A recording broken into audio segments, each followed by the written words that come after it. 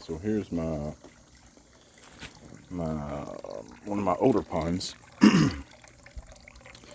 This one is honestly it's a bad design, but we've got our spawning mop in there, and these are my pearl Medakas that produce eggs really well for me. I've already harvested these today. And yeah, there's a bunch of eggs in there already. You can see them. I'll get those out tomorrow. These guys do really well in this little pond, and this stays running all winter long. I don't shut this down. It freezes over a little bit, but they'll do just fine. You can see them all in there. I've heard some people say that you can't get these fish to put their eggs on a mop if you got plants. I think you can see, even though it's glared, there's a bunch of plants in this little pond. That's about 15 gallons of water in there. I got all kinds of plants in it.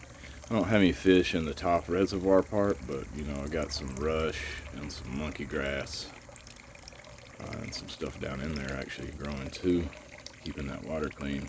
But you can see how crystal clear that water is. I never change this. It gets some rain and I top it off from time to time. But these guys throw out a ton of seeds, a ton of eggs, pretty much every day now. And I never do any water changes at all, ever. And I'll show you some more of that in just a second. This is another little pond out here. I just pulled about a dozen Medaka fry out of here, and I replaced them with some of my outdoor guppies to try to eat up some of the mosquito larvae that was in there. It was getting a little troublesome to the Medaka. But that's a no filter, no air stone, nothing. Perfect water quality because of all the plants. And here we are back around the back.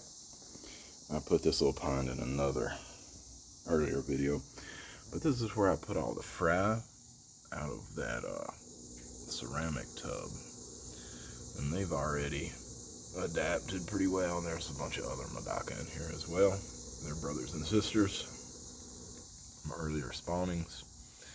But I put them in this 40-gallon tub to just grow out, and it is in basically full shade. It gets about an hour of direct sunlight on the corner of it, and all of the plants are doing fantastic. Some Java fern, and those have doubled in size since I put them in here. Lots of other stuff: hygrophila, rotala, valsinaria, and of course some floating plants. We got creeping Jenny hanging off the side. And it's powered by solar power. Solar power air pump, a sponge filter. So it costs $0, 0 cents to run these. This one runs off of that too. I had a previous filter set up there, but it really functions better with just the air stone. And if I come over here, we got the endlers. They're still cracking off. And we got some other tubs, but I just wanted to show you what we're doing with those Medaka. And I'll take you down to where I am spawning most of them right now. These guys that I had moved over here actually just came off the roots of a plant that looked just like that. Is how those last fry I was talking about came about, but I'll show you how I normally do it right now. And we're down here in my basement in my fish room, and this is where I drop a lot of the Medaka eggs to hatch. Is in a little shoebox size bin, and then I move them around over here to this 10-gallon aquarium that's set up with a bunch of these Fluval breeder boxes. And let's see if we can find some more fishies. There's some Medakas right there.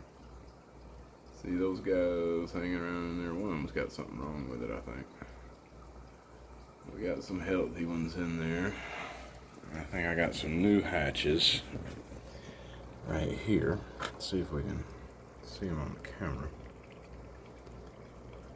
Some light in here. Anyway, there's 3 or 4 of them. Tiny little fellers swimming around in there. But that's basically what I do. I move them from here over into that one, and then when they get big enough in this one, they'll either go outside or into some other aquarium.